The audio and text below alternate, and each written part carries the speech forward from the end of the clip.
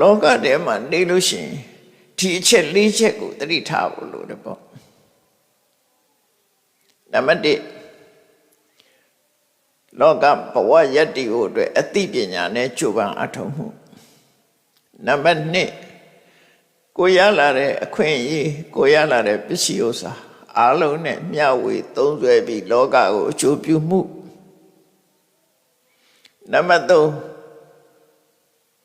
အခွင့်အရေးတာလို့အောင်မြင်ကြည်ပွားလာတဲ့အခါစိတ်ဓာတ်တည်တည်ငြိမ်ငြိမ်ထားပြီးတော့ဘဝမမြင့်ဖို့ဘဝမမြင့်မဲ့နဲ့စိတ်ဓာတ်တည်ငြိမ်စွာထားနိုင်မှုစတုထအချက်ကကြာဆုံးခံရောက်တဲ့အခါမှာစိတ်နှလုံးတုန်လှုပ်ပြီးစိတ်ဓာတ်မကြဘူးအဲ့ဒီတရား၄ပါးကိုသာဓုတရား၄ပါးလို့လည်းခေါ်တာဒါအကောင်းဆုံးနေထိုင်ရင်သာဓုဆိုတာအကောင်းဆုံး